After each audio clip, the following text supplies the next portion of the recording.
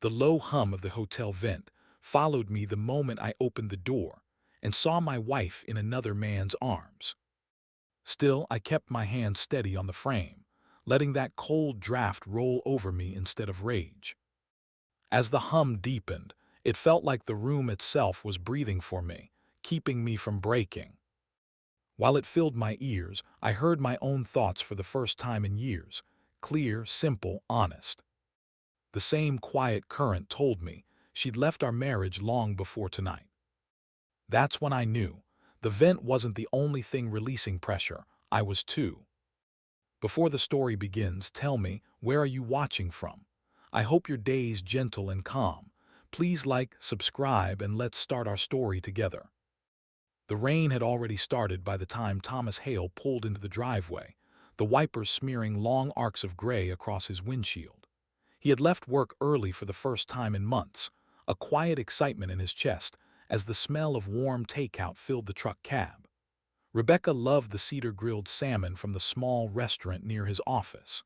He'd imagined them eating together, maybe watching one of those old movies she used to like, the kind where the ending was predictable but comforting. He stepped into the house with that same hope still clinging to him, until he saw her. Rebecca stood in the kitchen with her arms folded, shoulders tight, face pale in a way that didn't match the soft kitchen lights. She wasn't startled to see him. If anything, she looked annoyed, as if his presence complicated something she had already decided. "You're home early," she said, her voice clipped distant. Thomas set the warm takeout bag on the counter, forcing a small smile. "Thought I'd surprise you. Picked up dinner, your favorite." She didn't even look at it. A faint tremor moved through her jaw before she exhaled sharply. "Thomas, we need to talk." The sentence carried a weight that immediately changed the air. He felt it settle over him like a cold sheet. She didn't ease into it, didn't soften the moment. She just stared past him at nothing and said the words like they were overdue. "I need space." For a moment he thought he misheard her. Space. She nodded, still avoiding his eyes. "Yes, some time alone to clear my head. I've already booked a hotel for a few days." The warmth from the takeout bag faded against his fingers. He felt the ground tilt slightly beneath him, a muted vertigo that made him grip the counter. "Rebecca, where is this coming from? Did something happen? Talk to me." She shook her head too quickly, as if speaking would crack something inside her. "I just need time away, Thomas. I feel suffocated. I need to think about my life, my goals, what I want. This isn't about you." But everything in her voice said otherwise. He stepped closer, gently. "If something's wrong, we can work through it. You don't have to run from the house to think." That's when she did it, something small but brutal. She tilted her head away, eyes darting to the floor, lips tightening, as though his attempt to comfort her was an inconvenience she didn't want to endure. She had never looked at him that way before, not even during their hardest years. Before he could say more, the front door clicked open. Ashley walked in, dropping her bag with a tired sigh. Her eyes moved from her father's tense posture to her mother's stiff expression, and she froze. "What's going on?" Rebecca straightened instantly, masking the tension with a too bright smile. "Nothing, honey. I'm just going to spend a few days at a hotel, for clarity." Ashley's confusion slowly shifted into suspicion. She looked back and forth between them. "You're leaving, right now." Rebecca didn't answer with words. She simply reached behind the sofa and pulled a suitcase already packed, zipped, waiting. The sight of it hollowed something inside Thomas. This wasn't a spontaneous decision. She had planned this before he even walked through the door. "I'll call you," she said vaguely. No hug, no goodbye, no reassurance.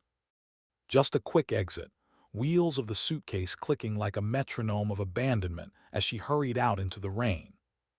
The house felt cavernous once she was gone, too large, too quiet, the kind of silence that pressed against your ribcage.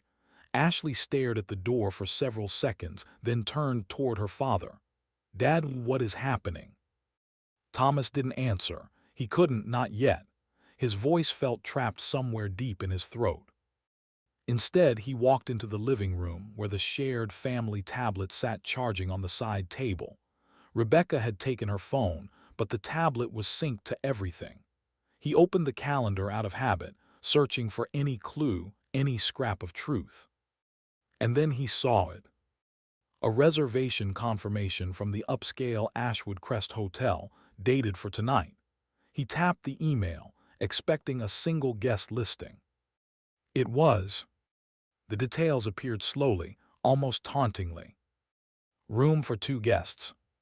The words seemed to thicken the air around him, each letter tightening across his chest. His breath caught, not dramatic, not loud, just a quiet internal collapse. Ashley touched his arm, "Dad." But Thomas didn't respond. His eyes stayed locked on the screen, on the line that made every earlier unease fall into place like a cruel puzzle. His wife didn't leave to find space. She left to share it. And as the rain tapped harder against the windows, he felt something inside him shift. Not anger, not yet. Just the first tremor of a truth that would soon demand consequences. And the night was only beginning. Thomas barely slept. The house felt different without Rebecca's footsteps echoing faintly down the hallway, without the quiet rustle of her in the kitchen, without the soft hum she made when making morning tea.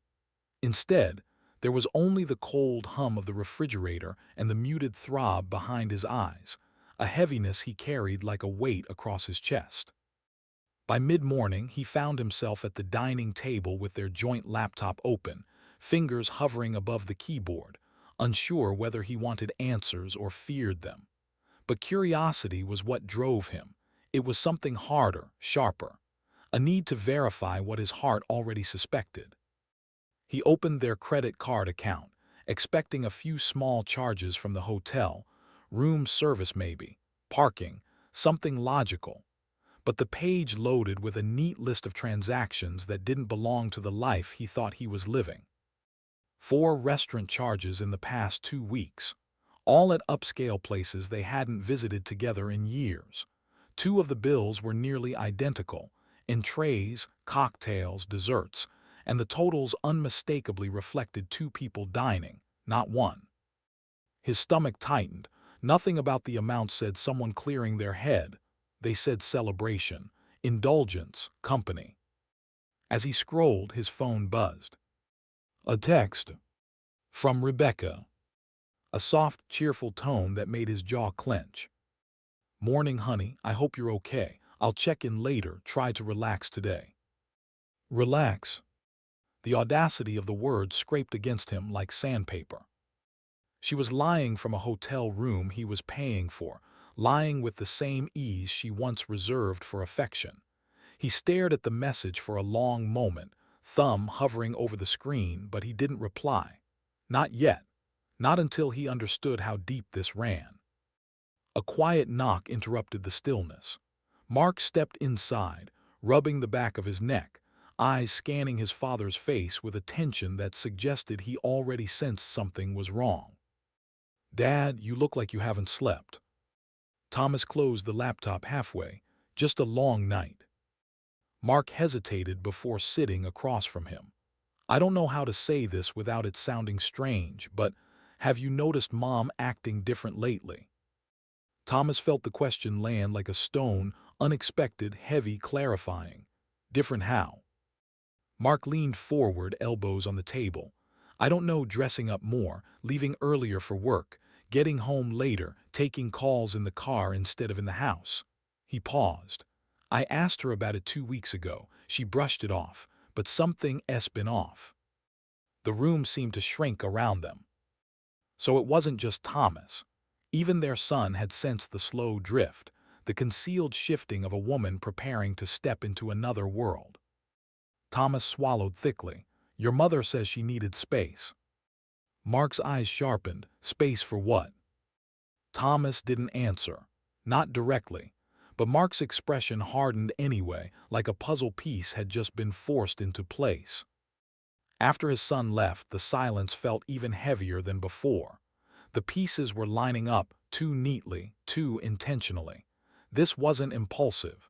It wasn't emotional confusion. It was orchestrated. Thomas reopened the laptop, clicked on the hotel's info, and dialed the number with a calmness that didn't match the storm rifling through his chest. When the receptionist answered, he kept his voice light, almost lazy.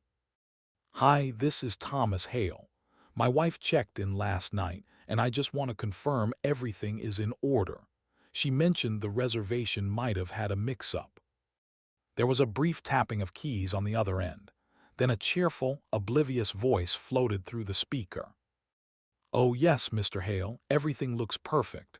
We have Ms. Hale and her guest already checked in. No issues at all." Thomas didn't speak, couldn't speak.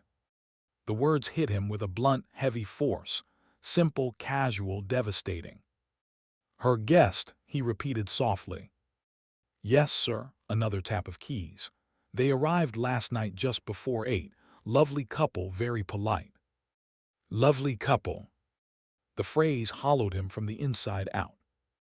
He ended the call with a quiet thank you, though he didn't remember forming the word. He sat there motionless, the phone still warm in his hand, the reality of it settling into him with a brutal clarity. Rebecca didn't slip. She didn't stumble into this.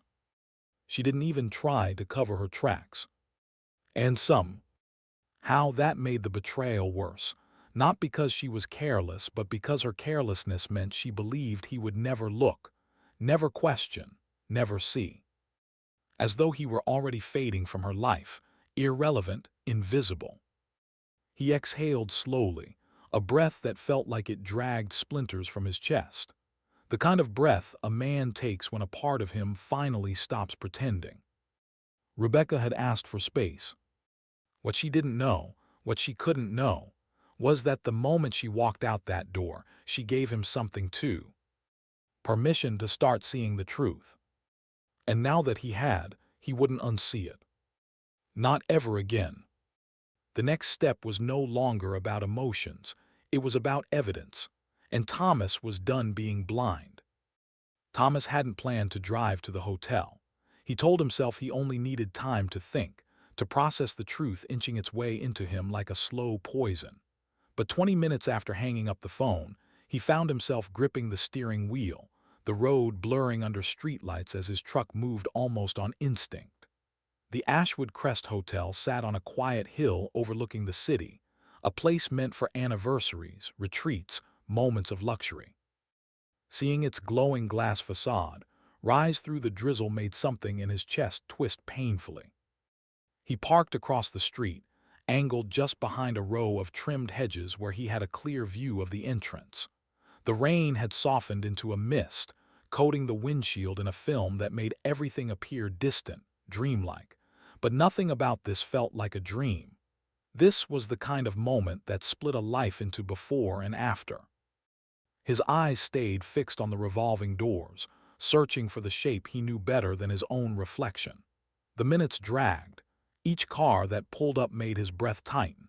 Each stranger stepping inside made his pulse quicken and then settle into disappointment.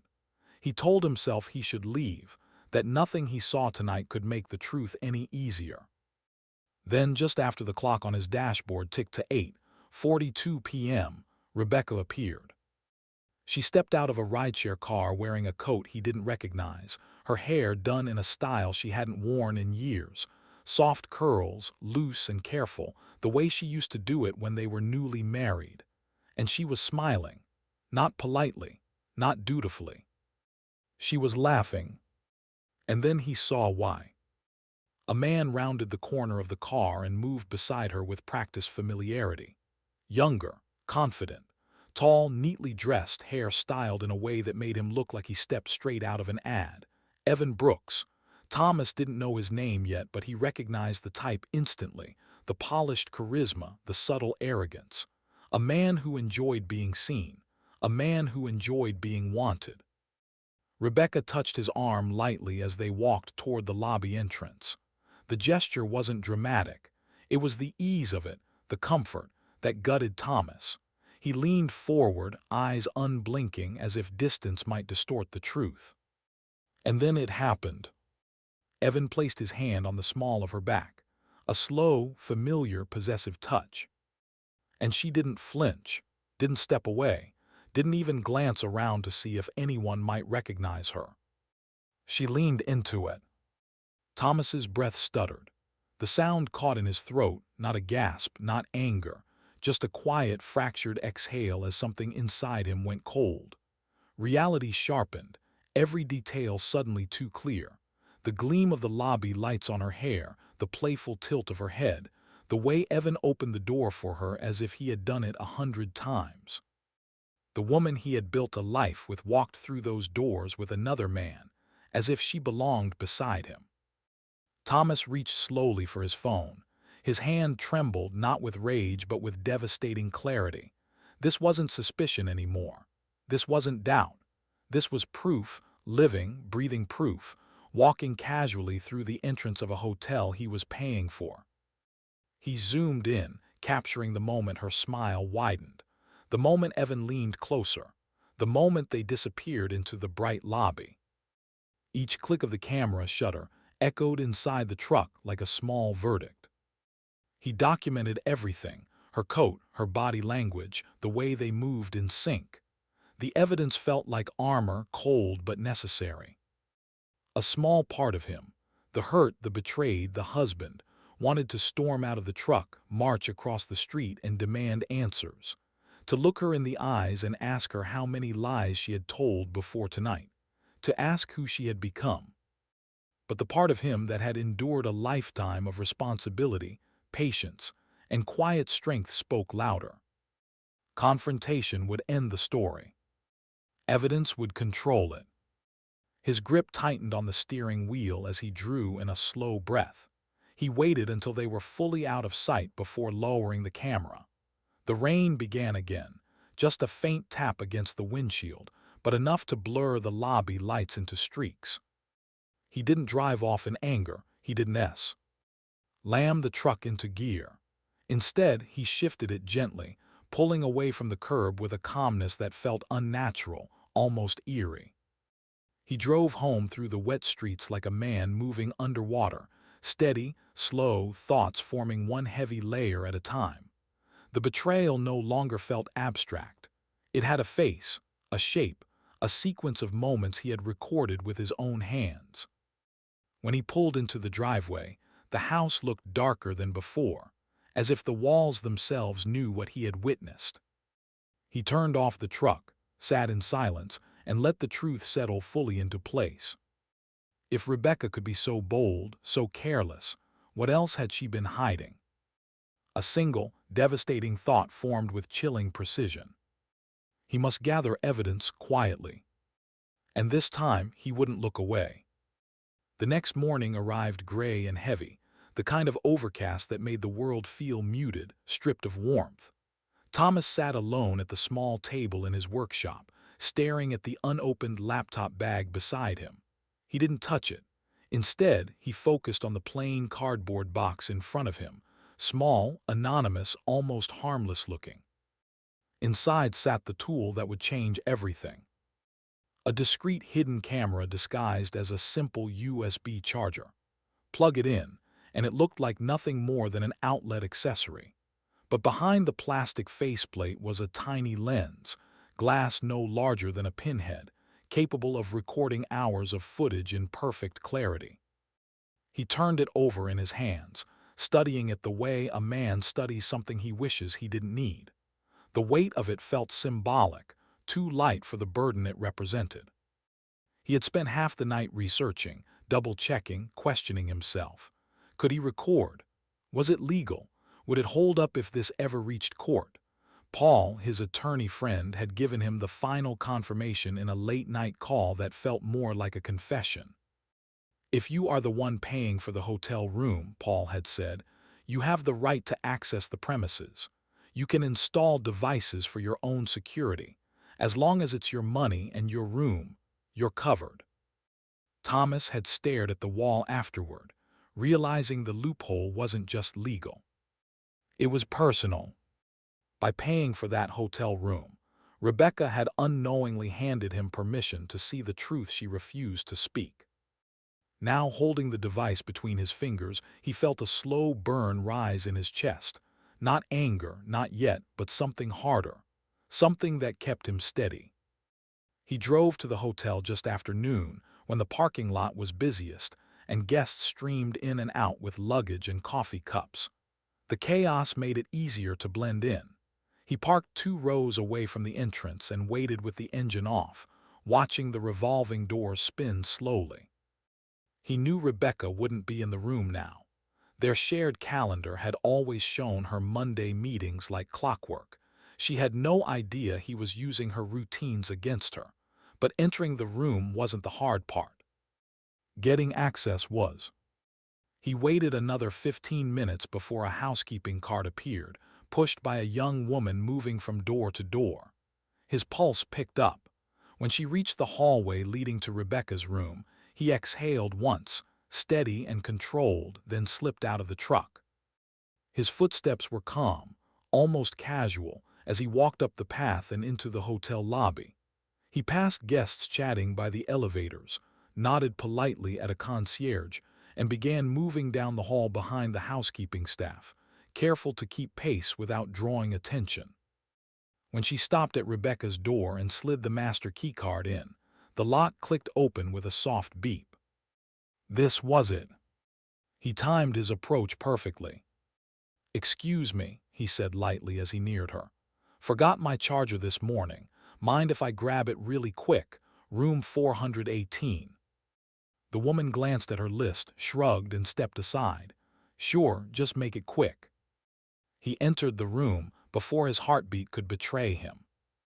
Inside, everything smelled faintly of Rebecca's perfume, lavender with a hint of cedar. The scent hit him like a bruise. Her suitcase was open on the luggage rack, her clothes folded with a care she hadn't given their home in years. A pair of heels lay beside the bed, the same pair she once said she only wore for special occasions. His hands stiffened. "Focus." He moved to the television mounted on the wall. Behind it ran a narrow space just wide enough to hide the small USB camera. He crouched, sliding it behind the frame, angling the lens toward the room where everything, every truth, every lie would unfold. Each second in the room felt like a physical strain. His heart didn't beat in anger or panic, but in a strange, numbing ache. Every object he looked at whispered a memory, and every memory twisted into something he no longer recognized. Still, his movements were precise, controlled, necessary. Once the camera was secured, he straightened, glanced around one last time to ensure nothing looked disturbed, and stepped back into the hall with a practiced calm. Housekeeping didn't question a thing. Outside, breathing in the damp air, he felt a flicker of something unexpected. Not guilt, not pride. Resolve. He checked into a cheap motel less than 2 miles away, the kind of place with flickering hallway lights and a faint smell of bleach baked into the carpet. It didn't matter. This wasn't about comfort. It was about proximity, access, control. He placed his laptop on the small desk, connected to the camera's live feed, and waited. The screen lit up with the image of the empty hotel room, still, untouched, silent. A quiet battlefield waiting for its first movement. Thomas leaned back, eyes fixed, jaw tight. Soon, the room would no longer be empty. Soon, the truth would walk into frame. And he would be watching. The motel room was dim except for the thin slice of afternoon light slipping through the blinds. Thomas sat on the edge of the stiff mattress, laptop open on his knees, eyes fixed on the silent hotel feed. The image of the empty room felt like a held breath, waiting, tightening, promising. He could hear the faint hum of the mini fridge, the occasional thump from another room, but his mind registered none of it. He wasn't just watching a screen. He was watching the end of the life he thought he had. Then at 5:17 p.m., the door to the hotel room cracked open. Evan entered first. Thomas leaned forward instinctively. Evan strode into the room with the casual confidence of a man who believed he owned whatever space he walked into. He loosened his tie with a single pull, tossing it lazily on the chair. His shirt sleeves rolled up inch by inch, as if preparing for a night he felt entitled to. Thomas's jaw tightened. But the real blow came moments later. Rebecca stepped into view behind him. Not in jeans, not in travel clothes, but in the navy blue dress Thomas had bought for their 25th anniversary, the one she said made her feel cherished. She had worn it twice in all those years. Seeing it now, under the cheap yellow hotel lighting on another man's arm, felt like someone dragged a blade slowly across his chest. Rebecca twirled once, laughing softly, letting the fabric flare around her hips. "Told you," she said to Evan, "this dress works every time." Evan's grin widened. "I can see that."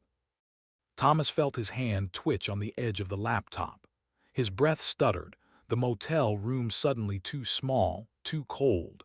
His own gift, something chosen with memories and intention, had become part of her performance for another man. Rebecca moved deeper into the room, setting her purse down, still chatting as though the air around her wasn't thick with betrayal.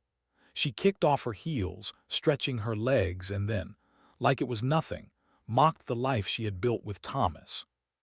"You should have seen him," she scoffed, mimicking the way Thomas sat at the kitchen table. Always with his little routines. Dinner at 6, news at 7, bed by 10. Same slippers, same robe, same tone of voice.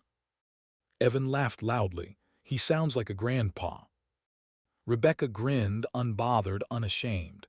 "Exactly. I felt like I was married to a retirement brochure, predictable, boring, so safe." Her voice sharpened. "I needed to breathe." Each word seemed to land directly on Thomas's chest, heavy and personal, but not surprising anymore. He had felt the distance long before he saw the proof. What shocked him was the cruelty, the ease with which she dissected the life they had built piece by piece, turning years of devotion into a punchline. Evan moved to the counter where the hotel had placed a welcome tray. He lifted a miniature bottle of champagne. "Then let's drink to it," he said, twisting the cap with a grin. "To freedom." Freedom. As if Thomas's loyalty had been a cage instead of a home. Rebecca didn't hesitate. She grabbed a glass, held it out eager, her eyes glowing with anticipation. "To freedom," she echoed, clinking the rim of her glass against Evan's. The sound of the toast, barely audible through the laptop speakers, felt like the crack of something deeper. Thomas swallowed hard. His hands trembled, not with rage, but with the unmistakable pain of witnessing love dying in real time. He reached out slowly and clicked the record button. The red dot appeared in the corner of the screen, small, steady, merciless. He recorded every word she said. Every smile meant for another man. Every gesture she once reserved for him. Every moment that should have belonged to their marriage, but now fed the archive of her betrayal. Evan poured champagne into her glass again. She leaned onto his shoulder, laughing at something Thomas couldn't hear clearly, but the body language said enough. Too much. Thomas felt his heartbeat shift, not racing, not frantic, just changing. Like something fragile inside him had finally broken, but instead of collapsing, it reshaped itself into something harder. The betrayal didn't crush him. It clarified him. "Watch." Ing from the motel room, he felt the grief solidify into resolve. The pain sharpened into strategy. The humiliation condensed into something cold, almost surgical. This wasn't the moment he lost his marriage. This was the moment he gained purpose. His hand steadied on the mouse, even as the trembling in his chest continued.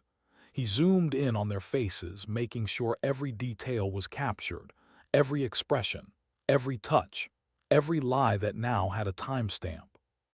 Because Rebecca didn't just cheat. She documented it for him. And the footage that was breaking his heart was also building his case. He sat back on the mattress, eyes still glued to the glowing screen, breath slow, controlled, unflinching now. This wasn't the end. This was the beginning of precision-driven vengeance. And the camera had only just started recording.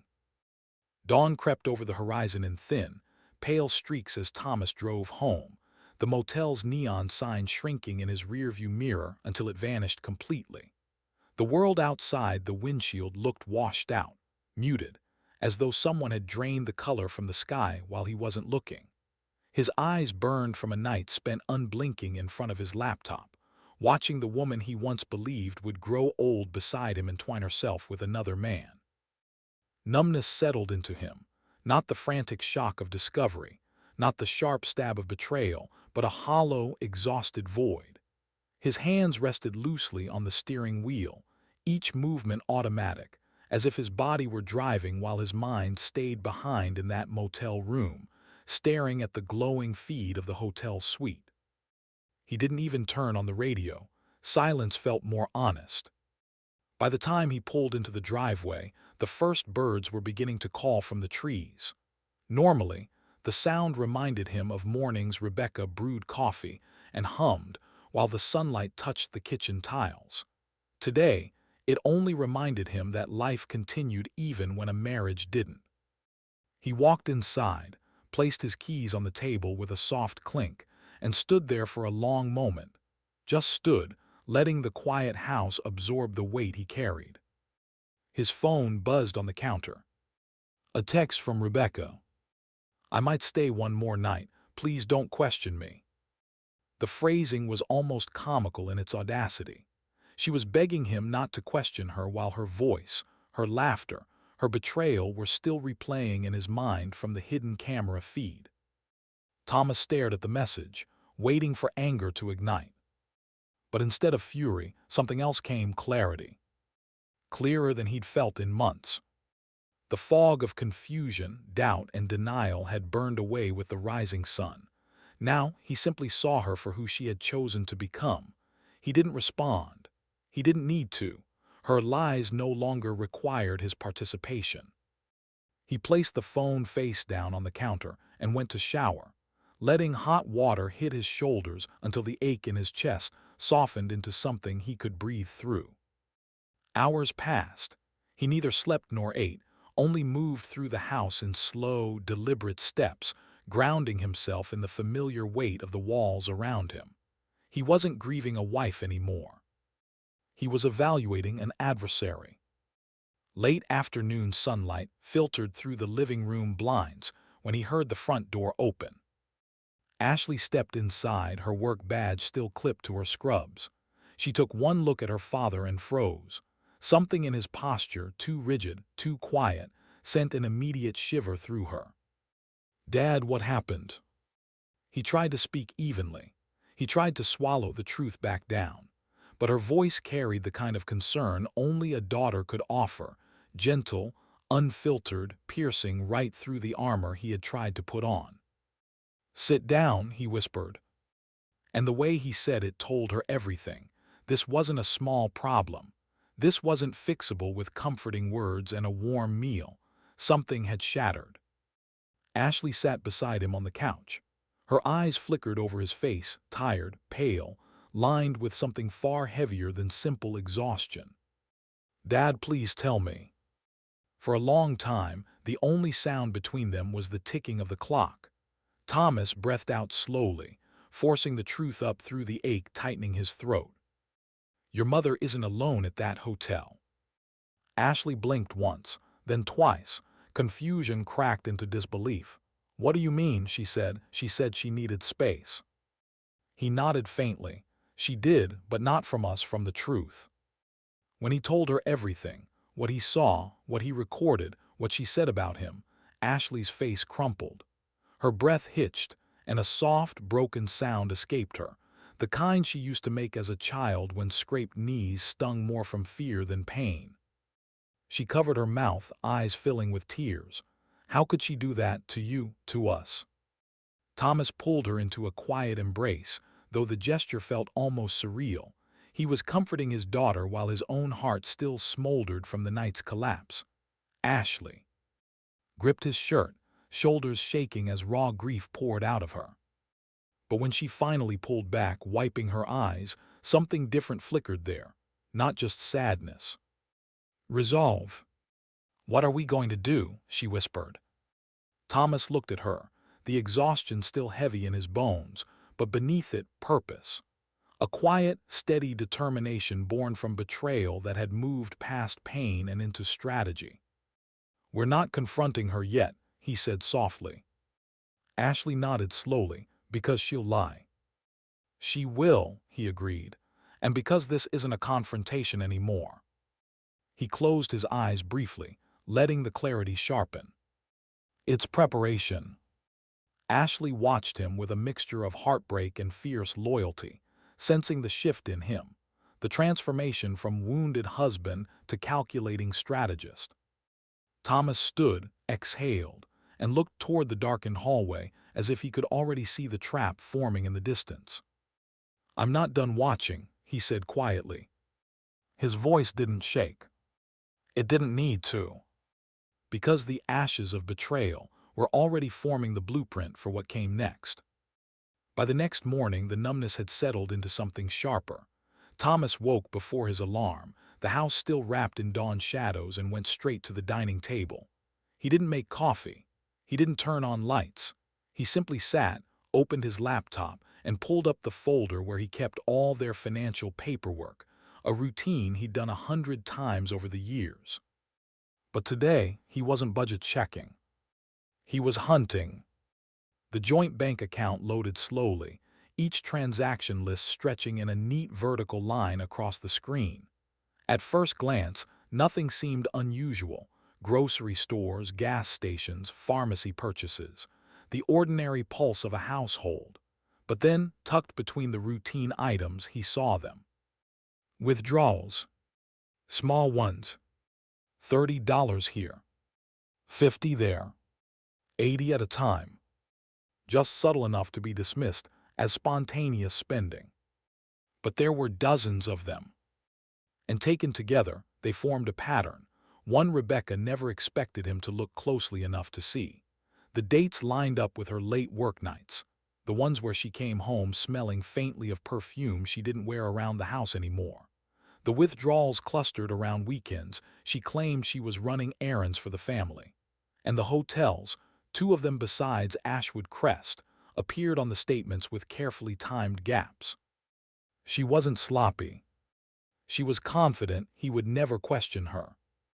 Thomas scrolled further, jaw tightening. Transfers small, hidden within everyday expenses redirected to a private Venmo account. Payments labeled with emojis or vague descriptions. Treat. Just because. You deserve it. And once, a simple red heart. His stomach clenched. She was funding him. Funding Evan. The truth of it was so blunt, so financially traceable, that for a moment Thomas simply stared at the screen, the data rearranging what he thought he knew about his own marriage. It wasn't just emotional betrayal, it was financial exploitation. His earnings, his savings, his stability. He pinched the bridge of his nose and exhaled slowly, steadying himself. He wasn't done. Next, he reached for the family tablet, the same device that had exposed the hotel reservation. Rebecca rarely used it anymore, which made it easy to forget, easy to overlook. But digital footprints were unforgiving. He opened the messaging apps, expecting nothing. Instead, he found everything. A hidden folder, buried in the app's archives, containing messages Rebecca must have thought she deleted. Maybe she forgot they synced across devices. Maybe she assumed he'd never dig. Either way, the archive unfolded like a confession. Months of it. Conversations, with Evan stretching back further than he wanted to believe. Discussions about meeting for coffee that turned into dinners. Dinners that turned into overnights. Overnights that turned into plans. He read the way she talked about him, Thomas, the man she shared a home with. Her frustration with his consistency. Her complaints about his routines. Her mockery of his steadiness, the same stability she once claimed made her feel safe. Then came the emotional betrayal, the part that hit deeper than the champagne toast or the hotel laughter. "I feel like I'm living someone else's life," she wrote to Evan. "You make me feel young again. I want a future where I'm not tied to responsibility. I'm tired of being the caretaker of a boring house." Boring. Caregiver. Responsibility. Words that reduced years of loyalty into chores she resented.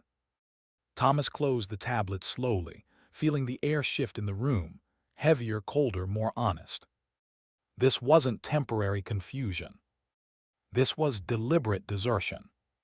By mid-morning, he drove to Paul Whitman's office. The attorney greeted him with his usual calm, but one look at Thomas's expression made his brow crease. "Sit," Paul said quietly. "Tell me what you found." Thomas handed him the tablet, then his laptop, open to the hidden bank transfers. He didn't speak while Paul read. The older man's eyes narrowed behind his glasses, his breath tightening with each new piece of evidence.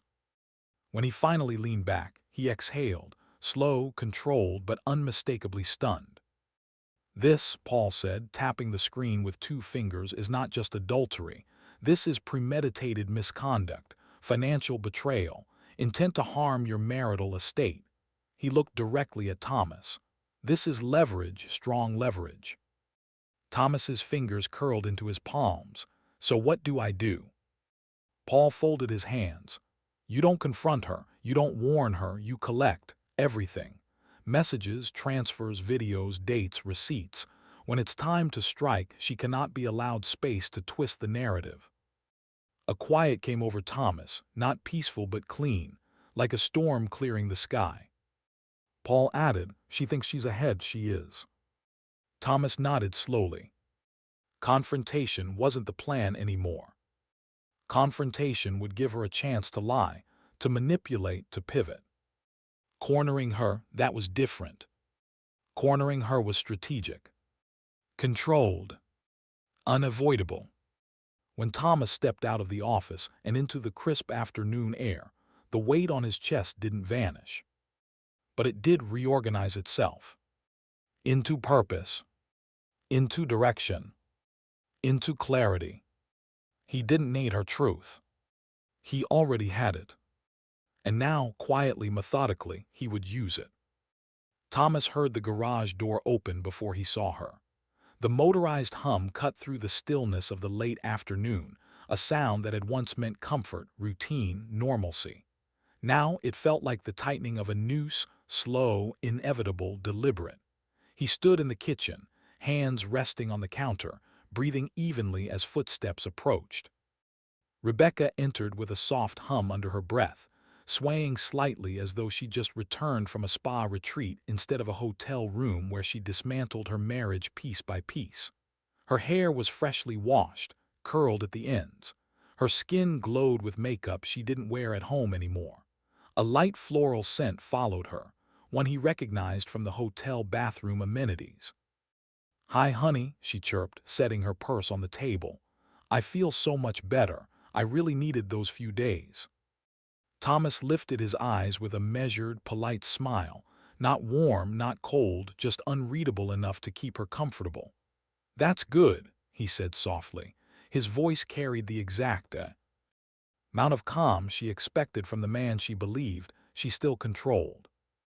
Ashley, sitting on the far end of the dining table, stiffened. She didn't respond, didn't smile, didn't hide the way her eyes dropped to the floor the moment Rebecca looked her way. But Rebecca didn't notice. Of course she didn't.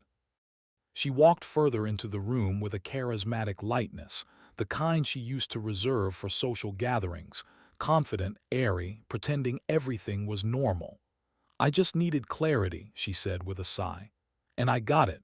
I feel refreshed."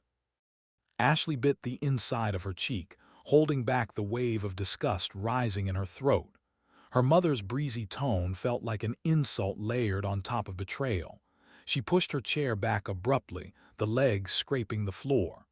"I'm going upstairs," she said quickly. Rebecca blinked in confusion. "Is everything okay?" Ashley didn't trust herself to answer. She disappeared around the corner before her expression betrayed the truth. Rebecca shrugged, dismissing her daughter's behavior as moodiness. Her focus returned to Thomas, who stood as still as stone, observing, calculating, storing every detail like evidence on a shelf. She crossed the kitchen with a soft smile and stepped into his space, lifting her arms to embrace him. "I really missed you," she whispered. But when she pressed her body into his, Thomas didn't move. Not backward, not forward. He simply remained upright, unyielding, like a man being hugged by a stranger. Rebecca paused, sensing a stiffness but interpreting it as lingering hurt, not discovery. She never imagined he already knew everything. She pulled back slightly, running a hand along his shoulder. "Come on," she coaxed, voice lowering in false intimacy. "I want us to try again. I'm ready now." Thomas met her gaze, eyes calm, expression smooth as glass. "Of course," he murmured. "Let's take things one step at a time." Relief washed across her face. She leaned up to kiss his cheek, light and perfunctory, oblivious to the fact that the man standing before her wasn't the same one she had left days earlier. Something essential had shifted, and she was the only person who couldn't see it. Rebecca moved about the kitchen as if nothing had fractured in their home. She opened cabinets, fetched a glass, filled it with water. She chatted casually about how quiet the hotel was, how room service brought her breakfast, how the time alone helped her breathe. Thomas listened without listening, each sentence confirming just how blind she believed he still was. When she headed upstairs, she paused halfway up the steps. "I'm going to take a long shower," she called over her shoulder. "It's been a stressful week." Stressful. The word echoed with bitter irony.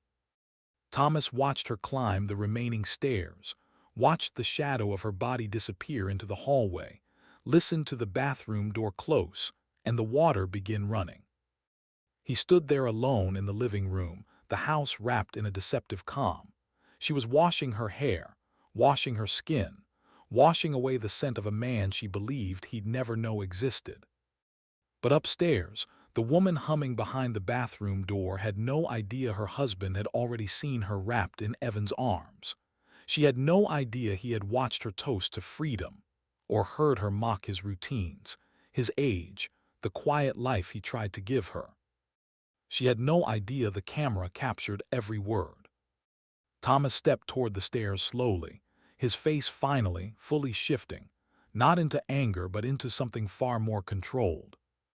He paused at the bottom step, exhaled once, and whispered to himself, so softly the house barely caught it. "Welcome home, Rebecca, let's finish this." The words didn't carry rage. They carried inevitability. And upstairs, water continued running, completely unaware of the storm forming just beneath her feet. The morning unfolded with an unnerving quiet, the kind that sits heavy in the walls even after someone leaves the house. Rebecca had rushed out just after 7, heels clicking across the hallway, a travel mug in one hand, her purse slung over her shoulder in a practice motion. She kissed the air vaguely in Thomas's direction, an imitation of affection she once gave freely, and hurried out the door without waiting for acknowledgement. The engine of her car faded down the street, leaving Thomas alone in the stillness she'd created long before she walked out. He exhaled slowly, letting the silence settle. He wasn't expecting anything today, not a revelation, not a mistake. He thought the next step would come later, through careful planning, through more nights watching the footage, building the timeline piece by piece. But betrayal has a way of revealing itself faster than expected. Thomas moved through the house quietly, picking up a few dishes, straightening the mail, keeping himself busy until Ashley returned home from her shift. He stepped past the kitchen counter, and that's when he saw it. A slim, unfamiliar fawn. He lay next to the fruit bowl, black case, smudged screen, charging port frayed from overuse. Rebecca's burner phone. The one she thought he didn't know existed. Thomas stared at it for several long seconds, his mind steadying as a cold understanding settled in. She'd been careless this morning, rushed, distracted, confident. He reached toward it slowly, as though touching a wild animal. The phone felt too warm for something that had been sitting untouched. He held it in his palm, turning it over, noticing the faint scratches along the edges, signs of frequent private use. Then it vibrated. A sharp buzz against his hand. The screen lit up, and for a moment Thomas didn't breathe. EVANBROOKS, incoming call. His name, bold and bright, glowing across the glass like a confession. Thomas's heart thudded once, hard but not in panic, in focus. Every instinct sharpened. This wasn't an accident. This was an opportunity, one Rebecca would never have given if she knew what he already knew. He moved toward the dining table, set the phone down, activated the recording app on his own cell, and positioned it beside the burner. The red dot blinked steadily. Then he answered. He didn't speak. He didn't need to. Babe, Evan's voice slipped through the speaker, smooth, arrogant, familiar from the hotel camera footage. You're up early. Did he buy the space story? Thomas's eyes darkened, but his expression didn't shift. He kept breathing, steady and silent. Evan chuckled lightly. I swear, you've got that man wrapped so tight around your finger he probably thinks you're meditating in the woods somewhere. We still on for tonight. I've got the champagne. And hey, next time remind me to bring your favorite perfume, the one you said he never notices. Thomas's jaw tightened just slightly. Evan continued, oblivious. I'm telling you, Rebecca, once you're out of that house and things settle, we'll wait. A pause, then suspicion creeping in. Rebecca, you there? Thomas still didn't speak. He let the silence choke the call. Evan's voice sharpened. Hello, Beck, is someone? Thomas ended the call with a slow, precise press of his thumb. The quiet afterward felt heavier, thicker, as though the air itself understood the shift. The line had been crossed, not by Thomas, but by the man who thought he could dismantle Thomas's marriage without consequence. A smile, thin, controlled, chilling, touched the corner of Thomas's mouth. Not out of satisfaction. Out of certainty. Evidence wasn't just words and numbers anymore. It was a voice, a confession, a tone dripping with arrogance and entitlement. He saved the recording, labeled it with the time and date, and forwarded the file securely to Paul. The attorney called back within minutes. I just listened, Paul said, voice tight with disbelief. This is incredible. Direct verbal admission, clear intent, explicit acknowledgement of the affair. Thomas, this isn't leverage anymore. This is a weapon. Thomas didn't respond immediately. He stared at the burner phone still sitting on the table, the screen dimming slowly like a dying ember. Do we add it to the stack? He finally asked. We add it to the foundation, Paul corrected. This alone could win you the case, combined with everything else. Thomas, the trap is nearly complete. Thomas nodded, the words settling into him with the weight of inevitability. Rebecca had walked out of the house this morning, believing she still controlled the narrative. Believing she could string him along. Believing he would stay blind. But she left behind the one thing she never meant for him to see. And now her secret world had cracked open. As Thomas placed the burner phone back on the counter, footsteps echoed faintly upstairs, Ashley moving around, unaware of what had just shifted in the house. He exhaled slowly, feeling the final pieces falling into place. The time for watching was ending. The time for acting was coming. And the next move wouldn't be silent. Thomas sat at the dining table long after sunrise, surrounded by the scattered pieces of his marriage, except now they weren't memories. They were evidence. Cold, time-stamped, undeniable evidence. His laptop lay open before him, folders meticulously labeled, screenshots arranged in sequences, bank statements highlighted in unforgiving yellow. This was no longer the emotional chaos of a wounded husband. This was a case file. He worked silently, methodically, building a timeline. The restaurant charges, the hotel bookings, the secret withdrawals, and the messages Rebecca forgot to erase. He dragged files into place until the digital timeline stretched across his screen like a forensic reconstruction of betrayal. When he finished, he stared at it for a long moment. Seeing everything laid out in chronological order didn't just confirm the affair, it exposed the long, intentional slope of deception. The lies didn't begin at the hotel. They began months earlier, in the small cracks Thomas had ignored. Th. Late nights, the new wardrobe, the sudden need for space. He closed the laptop with a soft click. It was time to take this beyond emotion and into strategy. By noon, he entered the local precinct's digital forensics division with Paul beside him. The office was small, cluttered with monitors and cables, the faint hum of servers filling the room. Detective Clara Ruiz, sharp-eyed, deliberate in movement, studied Thomas as he set the laptop on her desk. "Let me see what you've got," she said simply. Thomas opened the folder. Clara clicked through each file, pausing at the hidden camera footage. She watched Rebecca and Evan enter the hotel room, the casual intimacy, the champagne, the way she laughed at Thomas's expense. Her jaw tightened. "You recorded this from a camera you installed?" she asked. "Yes," Thomas replied evenly. "I paid for the room, it's under my name." She nodded. "Then the footage is admissible. You had legal access to the premises. No expectation of privacy from someone entering a room you paid for."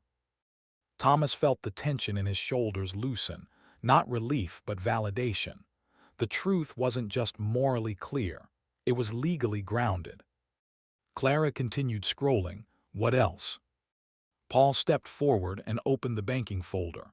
"This is where things escalate from adultery to intent." Transactions filled the screen, dozens of small withdrawals Rebecca assumed would blend into household noise. Clara frowned, clicking into each one, examining the routing trail. "This account's number," she murmured. "This isn't hers." Paul nodded. "Evan Brooks." Clara clicked deeper, her brow lifting. "And this transfer, this is direct funding. She's not just paying for dinners. She's supplementing his lifestyle." Thomas kept his face still, though the words tightened something deep inside him. Funding, his money, their money, diverted to a man who toasted to freedom. Clara clicked again and suddenly stiffened. "Oh, look at this," she said, voice low. A hotel reservation, not the Ashwood Crest. A weekend booking 2 months ago at a coastal resort, 2 nights, ocean view, spa package, paid entirely from their joint account. Thomas stared at the screen. Rebecca had taken him there for their 10th anniversary, back when they were still choosing each other. Now she had taken another man with the money he earned, repeating a memory she no longer valued. "Document it," Paul said quietly. Clara saved the file into the evidence folder. "This is more than cheating," she said. "This is financial misconduct. You've got a strong legal advantage, Thomas." Advantage. The word felt strange in this context, but necessary. That evening, the house was heavy with tension. Ashley moved quietly through the kitchen, still angry but choosing silence. Mark, however, arrived with a storm already brewing behind his eyes. He dropped his backpack on the floor. "Mom home yet?" "No," Ashley answered, voice clipped. Mark paced once, then twice.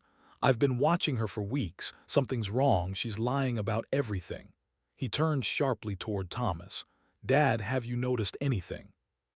Before Thomas could answer, the front door opened. Rebecca stepped in, smiling too brightly, the kind of smile that tried to erase any suspicion before it formed. "Hey guys, why does the house feel like a funeral parlor? Everyone okay?" Mark stepped forward. "Are you okay, Mom? You've been acting off. Leaving early, coming home late, disappearing to a hotel to think. What's going on?" Rebecca blinked, just once before slipping into the polished deflection she'd perfected over the years. "Sweetheart, I told you I needed space. That's all. Don't turn it into drama." Mark's jaw clenched. "I'm not a kid, just tell me the truth." But she only smiled tighter, brushing past him. "There's nothing to tell." Thomas didn't speak. Didn't accuse. Didn't reveal the evidence stacked like bricks behind his silence.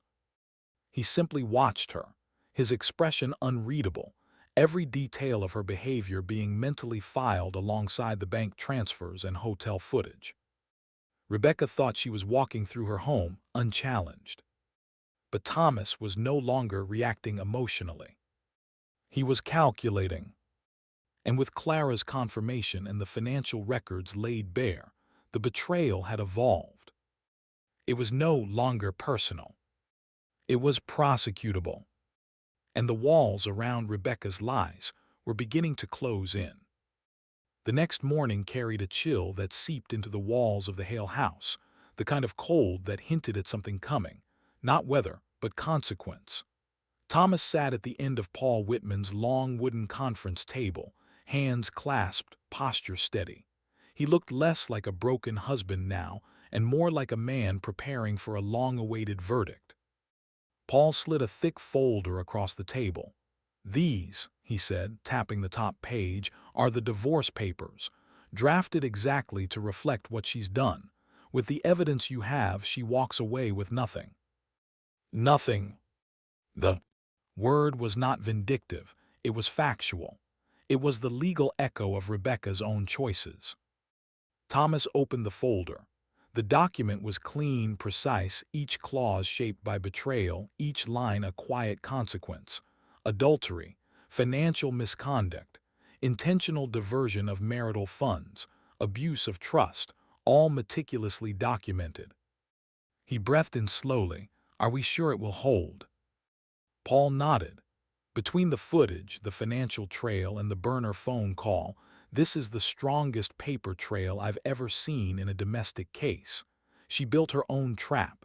You're simply allowing the law to recognize it." Thomas didn't smile. His expression didn't shift at all. Instead, he reached for another folder from his bag and placed it beside the papers. "Everything I could find," he said calmly. "Our assets, my retirement accounts, the house, insurance, even the small savings we set aside for emergencies. I documented every detail, everything she hasn't touched."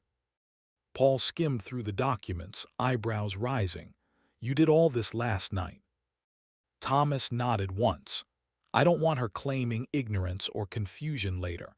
The more complete this is, the harder it becomes for her to maneuver." It was the voice of a man no longer reacting to pain, but responding to strategy. A knock came at the door. Detective Clara Ruiz stepped in, carrying a slim laptop bag. "I analyzed the remaining footage," she said, "and I have a suggestion." Paul gestured for her to continue. "Serve her when she goes back to the hotel," Clara said, eyes sharp with professional certainty. "She isn't just cheating there, it's her safe place. Her fantasy bubble. Serve her inside the location where she betrayed you. It devastates the psychology and eliminates her ability to spin the narrative the moment she's confronted." Thomas considered this. He could picture it clearly. Rebecca, wine in hand, wearing the dress he once gave her, believing she'd pulled the wool over his eyes, only to open the door and find her lies collapsing on top of her. He exhaled slowly. "Yes," he said, "we serve her there."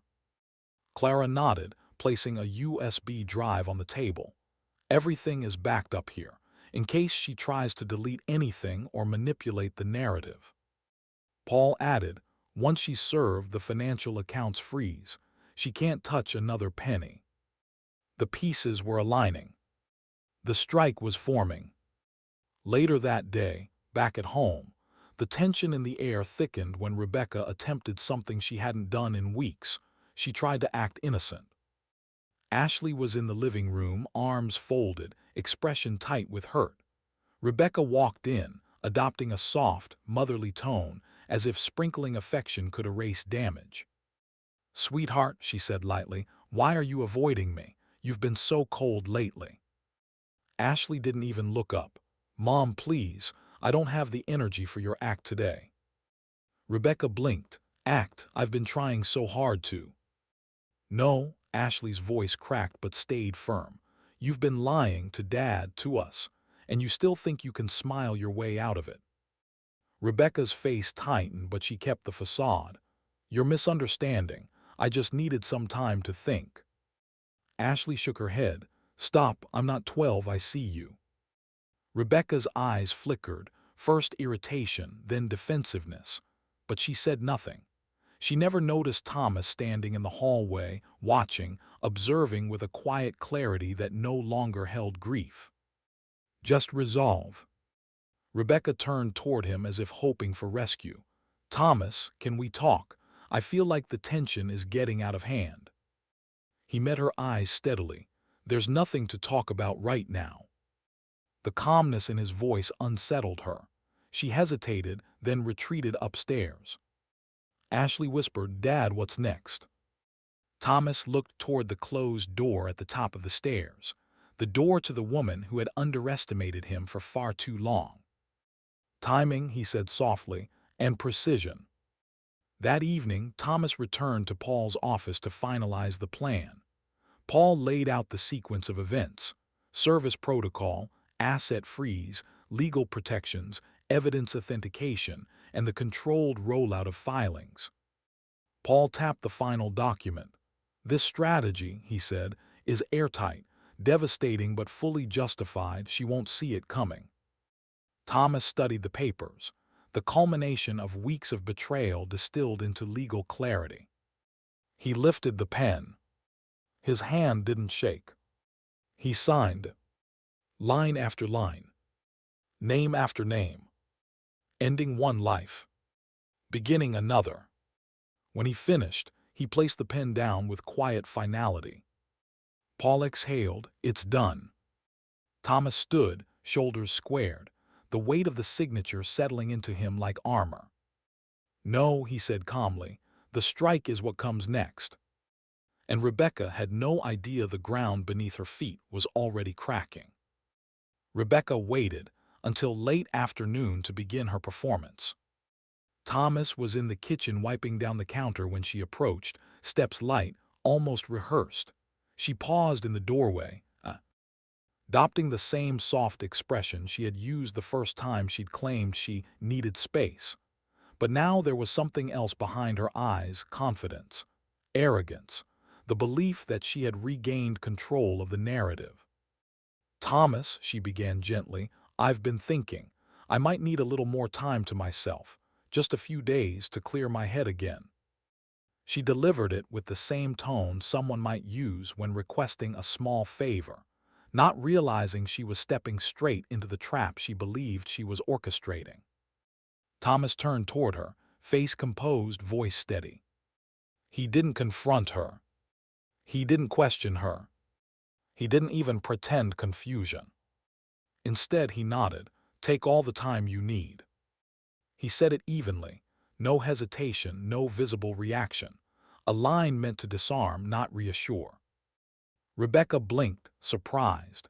She had expected protest, suspicion, defensiveness, the emotional chaos she once manipulated with ease. But Thomas's calmness made her shoulders drop in relief. She mistook his quiet precision for emotional surrender. She smiled, pleased with herself. "Thank you, honey. I knew you'd understand." Thomas returned a polite nod. "Of course." She leaned in, kissed his cheek lightly, an affection manufactured for convenience, and walked out of the room with the contentment of someone who believed she still had the upper hand. Thomas watched her go, eyes unreadable. Ashley saw the exchange from the living room doorway. When Rebecca disappeared upstairs, she stepped close to Thomas. "She's lying again," she whispered, voice tight. "I know," Thomas said quietly. "Are you ready?" He inhaled once, deeply, the kind of breath a man takes before pulling a long-awaited trigger. "Yes," he murmured. "It's time to let her make her final mistake." Hours later, Rebecca wheeled her small suitcase to the front door. "I'll call you when I settle in," she said breezily. Thomas offered her a faint smile. "I'll be here." She walked out the door with the confidence of someone who believed the world still bent to her convenience. She didn't look back. Not once. By the time her car reached the end of the street, Thomas was already grabbing his jacket. He didn't follow her directly. There was no need. They already knew exactly where she was going. The Ashwood Crest Hotel, her chosen sanctuary of deceit, might as well have been a stage set built for her downfall. An hour later, across from the hotel parking lot, 3 figures sat inside Paul Whitman's SUV. Thomas, Paul, Detective Clara Ruiz. The engine was off. The windows were cracked slightly, letting in the cool evening breeze. The sky was painted in dusky purples and blue-gray clouds, a quiet backdrop to the tension humming in the vehicle. Clara reviewed the live camera feed on her tablet. The screen showed Rebecca entering the hotel lobby with her suitcase, smiling, texting quickly. "She's here," Clara said. Thomas didn't look away from the building. "He'll arrive in a minute. He always lets her check in first." Paul adjusted his glasses, watching the entrance with a strategist's eye. "Once they're both inside the room, we confirm the footage. Then we move." Thomas's jaw flexed. "This ends tonight." 5 minutes later, Evan walked into the lobby, casual confidence dripping from every step. He carried a small overnight bag, smirking as if the world owed him applause. He joined Rebecca at the front desk, placing a hand on the small of her back. The hidden camera inside the room activated automatically when the first movement appeared. A soft click. A subtle shift. The lens beginning to record. Clara angled the tablet so all 3 could see. Rebecca and Evan entered the hotel room laughing. She tossed her hair back, removed her coat, and poured wine from a bottle she'd brought, something celebratory, something expensive. Evan loosened his collar. Their energy was buoyant, giddy. A grotesque parody of a couple building a life together. "To our future," Evan said, raising his glass. "Our future." The phrase landed like a knife point. Rebecca clinked her glass eagerly. "To freedom." The same words she'd said on the previous recording. But tonight, they carried a boldness absent before, because she believed she had fully escaped the consequences of her actions. In the SUV, Thomas didn't flinch. He leaned in slightly, studying every movement with a calm intensity that made Paul glance at him in quiet respect. Clara checked the timestamp on the feed. Everything is recording cleanly, both audio and video. Thomas exhaled slowly, the breath steady, controlled. This wasn't heartbreak anymore. This was evidence, final, indisputable, self-incriminating. Paul watched the screen a moment longer, then looked at Thomas. "Are you ready?" Thomas's eyes didn't leave the tablet. His voice was low, composed. "Yes." Paul nodded once. "Then it's time." And in the hotel room above them, Rebecca lifted her glass, completely unaware that her celebration was the final step into her own downfall.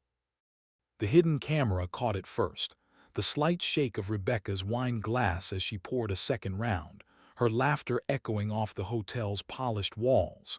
Evan lounged on the edge of the bed, shirt half unbuttoned, looking smug and comfortable in a life he hadn't earned.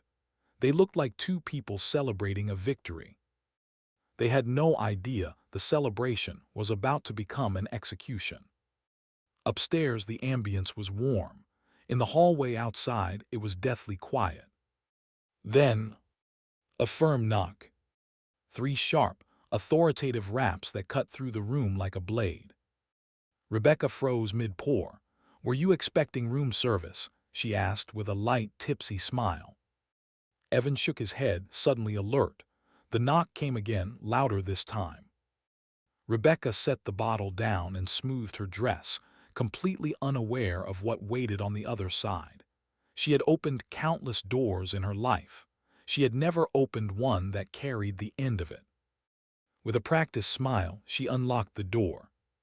The moment she pulled it open, her face broke. Two sheriff deputies stood tall, uniformed, solemn. One held a thick envelope, the other held a clipboard. "Rebecca Hale?" the lead deputy asked. Her smile died instantly. "Why, yes. You've been served." He extended the envelope. She didn't take it at first. She simply stared, confused, then horrified, then desperately trying to understand how the ground had shifted underneath her. When the deputy placed the papers in her hands, she finally whispered, "No, no, this has to be a mistake." It was. Behind her, Evan cursed under his breath. "What the hell is happening?" He stood too quickly, knocking a wine glass off the nightstand.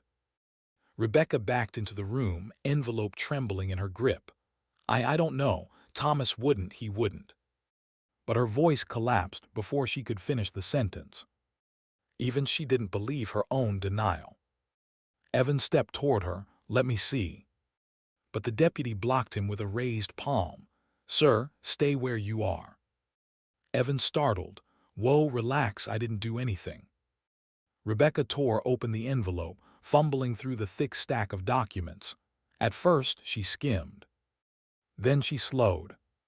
Her breath hitched as she reached the printed screenshots. Images of her in the hotel lobby with Evan, screenshots of their messages, bank statement highlights, timestamps from camera footage, a transcript of the phone call Evan made to the burner, the one Thomas answered in silence. Her face drained of color.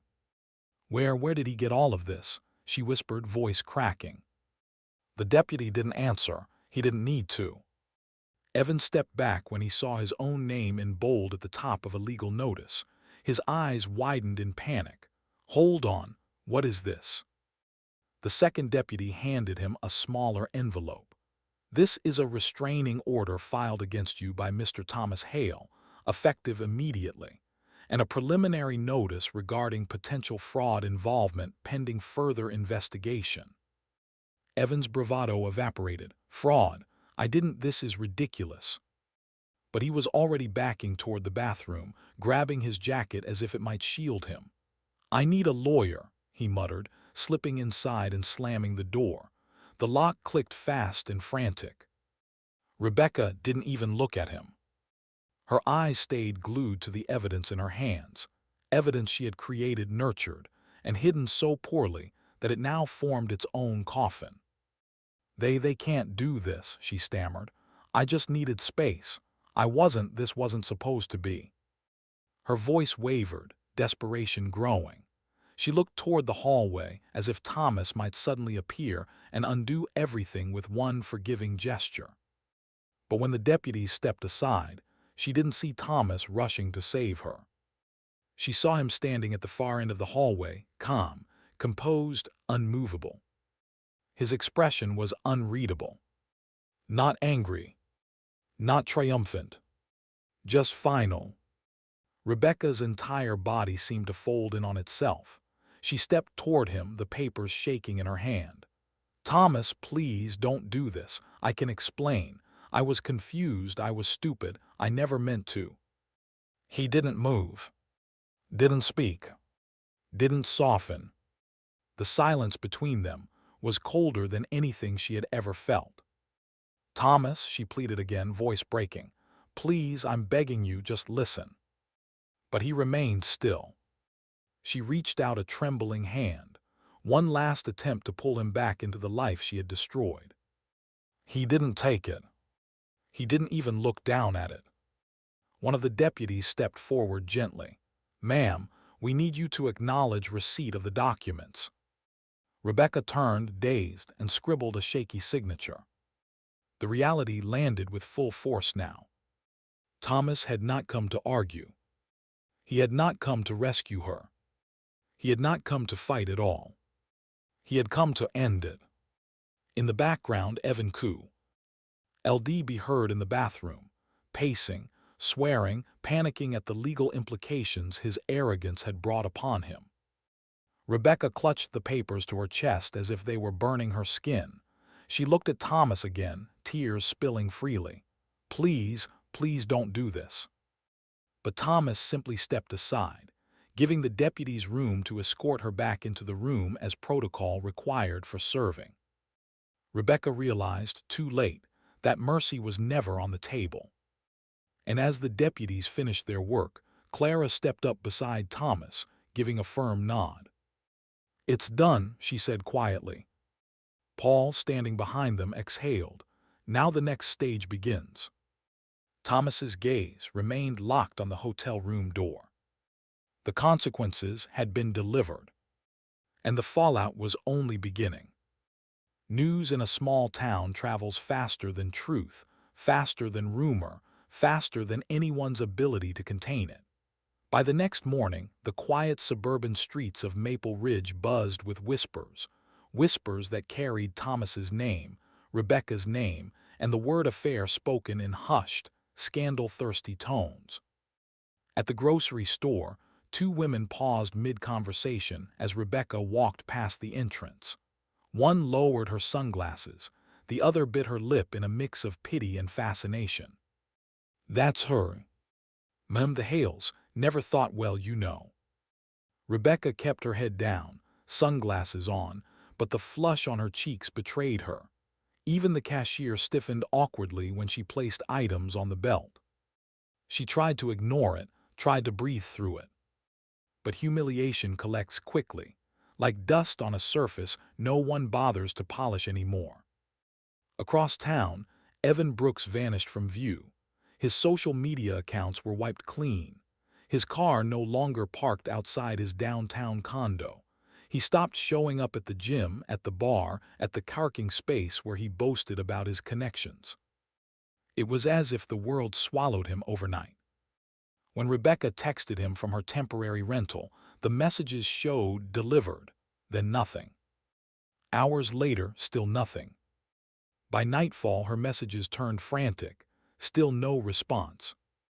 Evan had used her, and now, at the first sign of consequence, he evaporated. At home, Ashley and Mark reacted with a pain that cut different from Thomas's, sharper, rawer, mixed with disbelief that their mother could abandon their father so thoroughly. Ashley didn't answer Rebecca's attempts to call. The phone lit up again and again with her mother's name, but Ashley silenced it each time, jaw clenched, tears burning quietly behind her eyes. Mark was more final. He blocked her number entirely. When Rebecca tried messaging him through social media, he blocked her there too. He didn't send a long explanation. He didn't send anger. Just one short text before the block went through. "You don't get to hurt Dad and still call this a family." Rebecca stared at the screen, stunned by the abruptness of it. She had assumed the children would soften. She had assumed blood would outweigh betrayal. She had underestimated their capacity to see truth. That afternoon she drove to the house, what used to be her home, and stood on the porch, rehearsing the speech she believed would crack Thomas's resolve. She rang the bell, smoothing her hair, forcing an expression somewhere between remorse and fragility. Thomas opened the door. She swallowed, summoning tears to her eyes. "Thomas, we need to talk." He didn't move aside to let her in. He didn't offer softness. His face remained unreadable, carved in the steady stillness he had learned to wear like armor. "Go ahead," he said.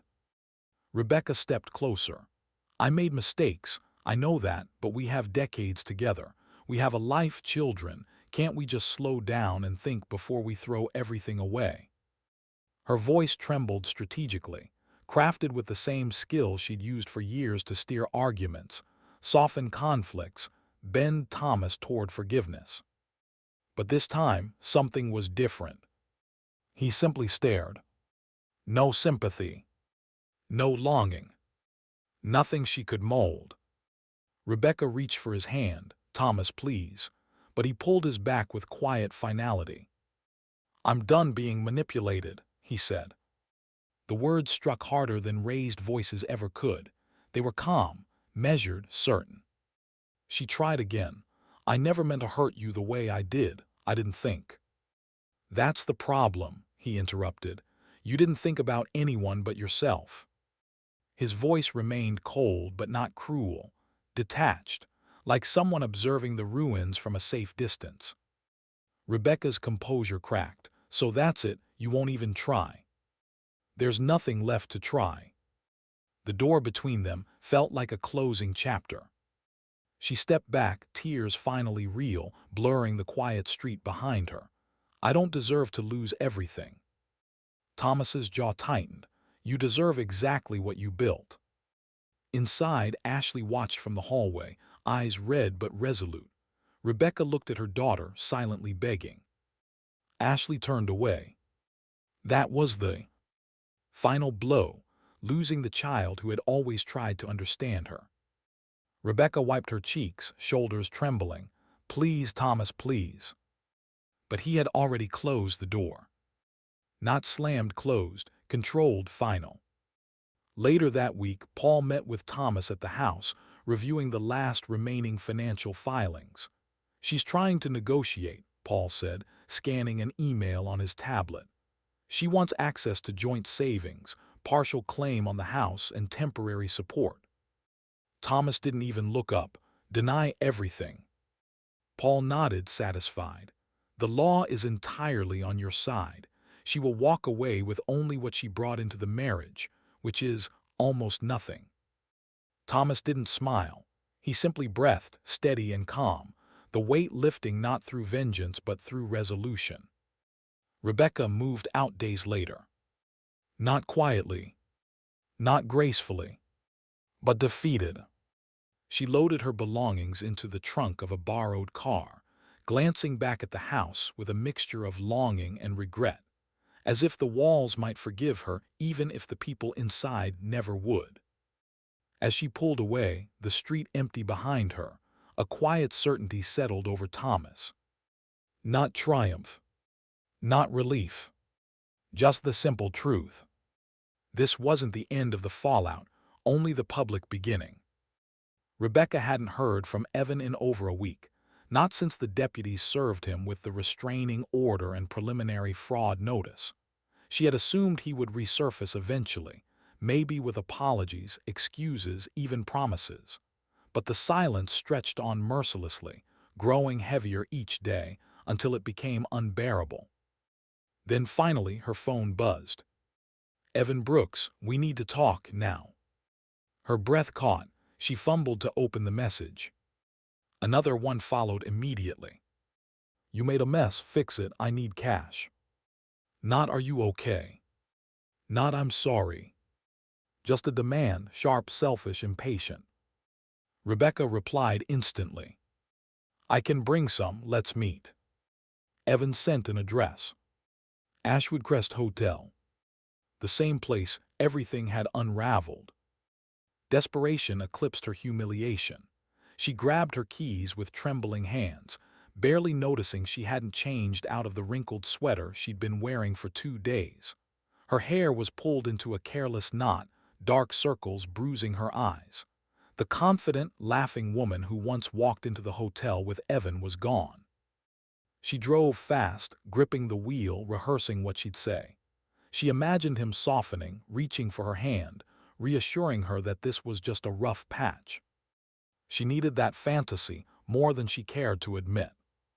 Across town, Thomas sat inside Clara Ruiz's unmarked vehicle with Paul, watching the hidden camera feed come to life on Clara's laptop. He had known, without needing to be told, that Rebecca would run back to Evan when the walls closed in. Betrayal rarely disappeared quietly. Clara typed in a few commands. Camera is active, room motion detected, she's inside. Thomas shifted forward, elbows on his knees. The air inside the car felt tight, but his expression remained unreadable. On the screen, Rebecca stood in the middle of the room, wringing her hands as she waited. She wasn't wearing perfume. Her posture wasn't confident. She looked smaller somehow, like the weight of consequences had taken inches off her spine. Then Evan entered. The moment the door swung open, His irritation filled the room like smoke. He threw his bag down, barely glancing at her. "You didn't bring enough," he snapped. Rebecca flinched. "I brought what I could." Thomas froze the accounts. "Evan, I'm barely keeping myself together. I just need." He cut her off with a sharp laugh. "I don't care about your meltdown, Rebecca. I need money. You got me into this mess." Rebecca blinked, shocked. "I got you into this. You told me you loved me. You told me." "Oh, stop." Evan waved a dismissive hand. "Don't make this dramatic. You were fun. You paid for things. You helped me out. That's it." On the laptop screen, Thomas saw her freeze. The truth, the one she had refused to face, landed brutally. Evan continued pacing. "Why do you think I stayed with you? Because you're exciting. You're older, married, and drowning in guilt. I thought you'd be useful. Turns out you're not." Rebecca's mouth opened, but no words came out.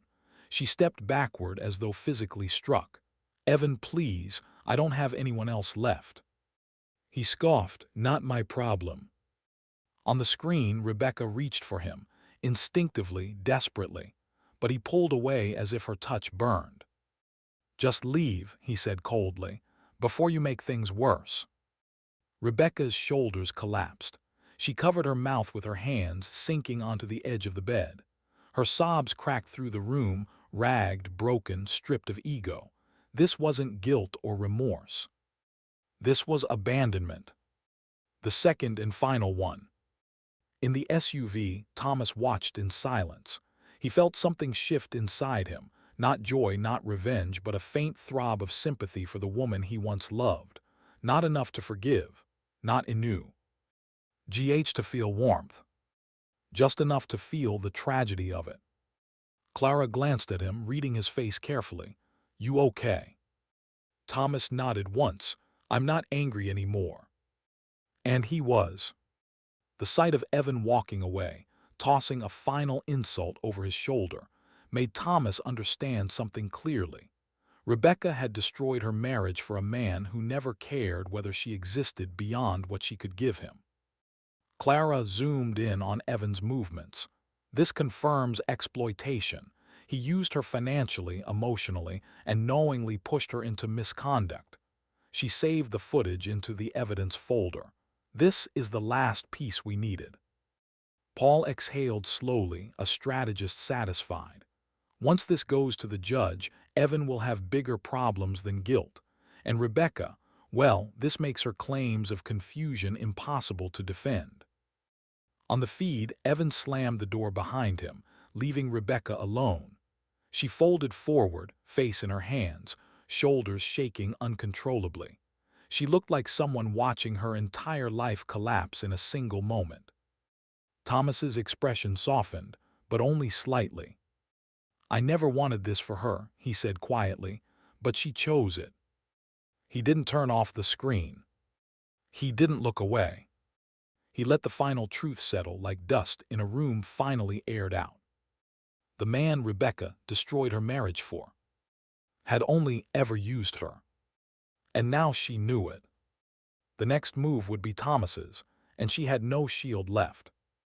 The courthouse rose out of the morning fog like a stern reminder that truth, no matter how delayed, always finds its way to the surface.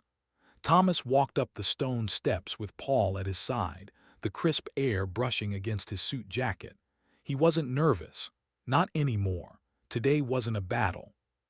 Today was a conclusion. Inside, the courtroom was unforgivingly bright. Hard lines, polished wood, the faint rustle of paperwork echoing from every bench. Rebecca sat across the aisle, shoulders curled inward, her eyes red and glassy. She looked smaller than he remembered, swallowed by a navy blazer that didn't quite hide how thin she'd grown in the past few weeks. She didn't look at him. Thomas didn't look at her either. The judge reviewed the files with slow, methodical precision. The room stayed tense, the kind of tension that sits on top of everyone's breath. "Mr. Hale," the judge said, glancing up briefly, "your documentation is extensive. Footage, financial records, transcripts. It is clear the misconduct was deliberate and sustained." Paul nodded respectfully. Your Honor, everything presented is authenticated and corroborated. Rebecca swallowed hard. Her attorney shifted uncomfortably beside her, flipping pages in the binder he'd received too late to salvage anything. The judge continued, "The evidence is overwhelming. The court rules in favor of Mr. Hale." Rebecca's head dropped instantly, as if the words struck her physically. "In matters of alimony," the judge added, scanning the final page, "given the proven infidelity and financial exploitation, Mrs. Hale forfeits entitlement."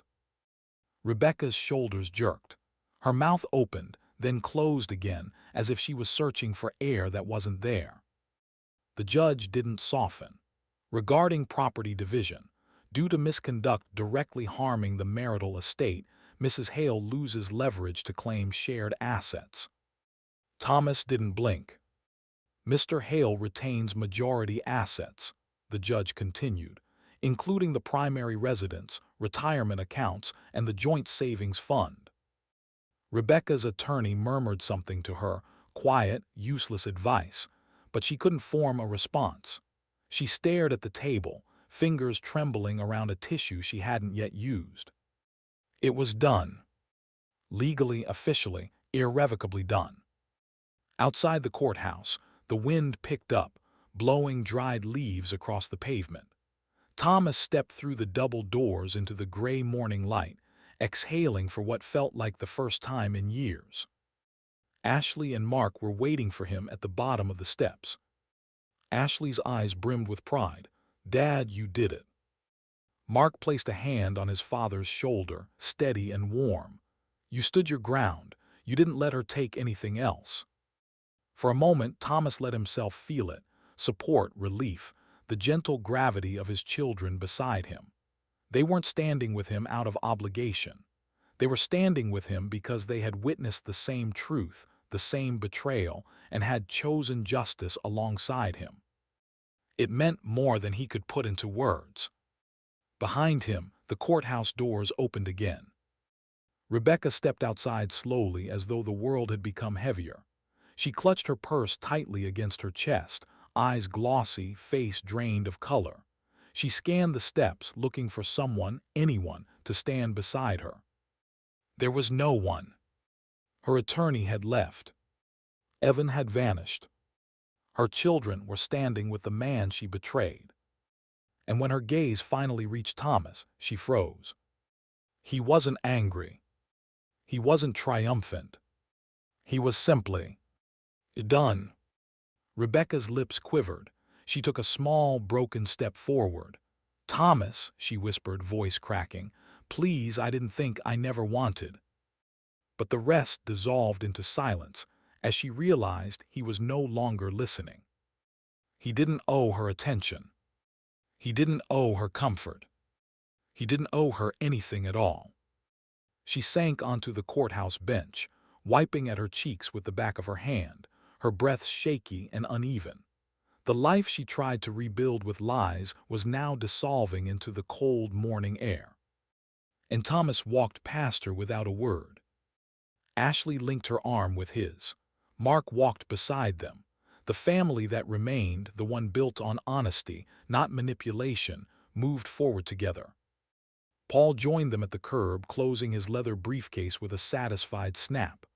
"Thomas," he said, smiling faintly, "I've been doing this a long time, but your restraint, your patience, it made this outcome ironclad." Thomas nodded quietly. The flattery didn't inflate him. Nothing about today felt like victory.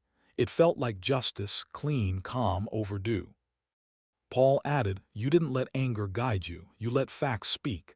That's rare." Thomas looked out at the street, watching the traffic pass through a world that suddenly felt open again. Lighter. For the first time in months, maybe years, his chest loosened. He inhaled deeply, the air filling his lungs without the weight of suspicion, betrayal, or grief. Justice had landed where it needed to. Not cruelly. Not violently. Just cleanly. He closed his eyes for a brief moment, letting the quiet settle into him. When he opened them again, He felt something unfamiliar but welcome. A beginning. And there was still more life waiting beyond the courthouse steps. The house felt different after the divorce was finalized, quieter, lighter, yet carrying an echo of something unresolved. Thomas stood in the living room, hands on his hips, surveying the wall. That had held decades of memories, some good, some poisoned, some that no longer belonged to him. He walked to the far wall, staring at the pale yellow paint Rebecca once insisted on. Warm and inviting, she'd called it. Now it felt stale, like a smile stretched too long. He exhaled slowly and opened the can of paint Ashley had helped him choose. A soft, cool gray, clean, modern calm. A color with no history attached. Ashley stood beside him on a plastic sheet, hair tied back, paint-splattered jeans and an oversized sweatshirt. "Dad," she said, dipping her roller into the tray, "this is going to look amazing. Trust me." Thomas smiled faintly. "You always did have better taste than your mother and me combined." She nudged him gently. "Better than Mom, maybe, not you." They started painting together, long, even strokes sweeping away the old life. Stroke by stroke, the room transformed, not rapidly but steadily, like healing done right. Ashley chatted while they worked, telling him stories from the hospital, updating him on coworkers and friendships, filling the silence in ways Rebecca never did. By midday, they stepped back to admire the first wall, lighter, cleaner, almost new. "It feels different already," Ashley said. Thomas nodded. "Feels like mine again." Mark arrived later that afternoon, boxes of tools under his arm. "All right," he said, setting them down. "What are we rebuilding today?" Thomas chuckled. "Everything, apparently." Mark knelt beside a broken shelf, tightening screws, replacing brackets, bringing order to the quiet corners of the house. He moved with easy confidence, filling the space with a presence Thomas didn't realize he'd missed so deeply. "Dad," Mark said quietly as he worked, "you know, this doesn't have to be the end of anything. You can start doing things for yourself now." Thomas leaned against the doorway, arms folded. "Like what?" "Like living," Mark said simply. "Go fishing again. Take that woodworking class you used to talk about. Travel somewhere, anything." Thomas didn't answer right away. He had spent so many years holding the family together, surviving on routine, that the idea of choosing something for himself felt foreign, like trying on clothes that didn't quite fit yet. "I'm thinking about it," he finally said. "That's enough," Mark replied, smiling.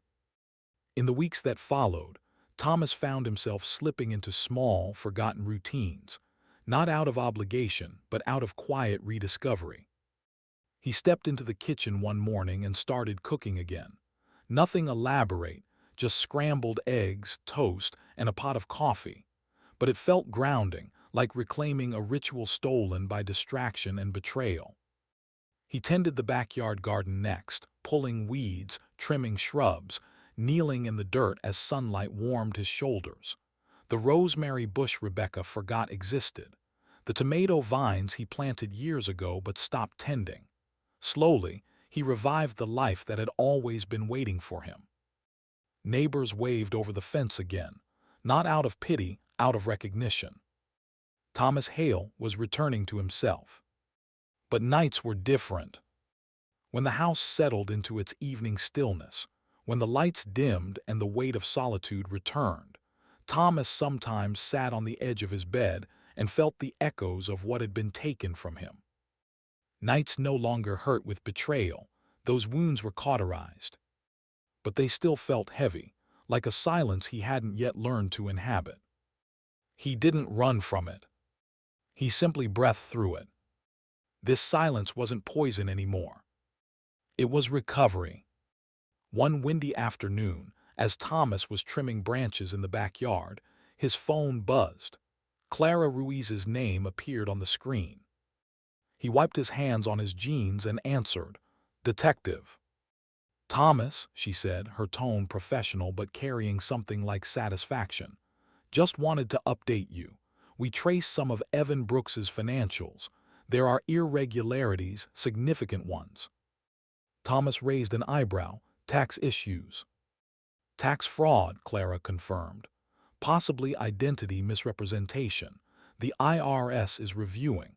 If it goes the way we expect, he may be facing charges soon. Thomas didn't gloat. He didn't smile cruelly, but something eased inside him. A quiet recognition that the man who had walked into his life and detonated it might finally face consequences of his own making. "Thank you for letting me know," Thomas said. Clara paused, then added, "You handled everything with more restraint than most. I've seen men fall apart over less, but you stayed clear, strategic. You earned this peace." When the call ended, Thomas looked out across his yard, sunlight filtering through pine branches, the breeze rustling the freshly trimmed leaves. And for the first time in months, a genuine smile, small, true, and unforced, broke across his face. Not because of Evan. Not because of Rebecca. Not because of revenge. Because he was still standing. And slowly, quietly, he was rebuilding a life of his own. And indeed tomorrow, the house would feel even lighter. It was late afternoon when Thomas heard the soft knock on the front door, too tentative to be a delivery, too uncertain to be a neighbor. He wiped his hands on a towel, stepping out of the kitchen where he'd been simmering a pot of stew, the kind he used to make when the kids were young. The house smelled of herbs and quiet comfort. When he opened the door, the scent changed. Rebecca stood on the porch. But not the Rebecca he remembered. Not the polished, confident, self-assured woman who once swept through rooms believing the world owed her attention. This version looked as though life had drained her from the inside out. Her hair hung limp around her face. Her eyes were swollen, dark circles shadowing the skin beneath. She had lost weight too quickly, too unevenly. Her clothes, once carefully chosen, seemed thrown together without thought. Her shoulders slumped under a weight she no longer tried to hide. "Thomas," she whispered, voice thin and tired, "can we talk?" He held the door only halfway open, not blocking her, but not inviting her in either. "What do you want, Rebecca?" She swallowed, glancing over her shoulder as if the world might be listening. I just need a little closure. 5 minutes, please." The request might have carried meaning once, but now it felt like a habit, her reaching for him to soothe damage she created. Still, he stepped aside enough for her to enter the living room.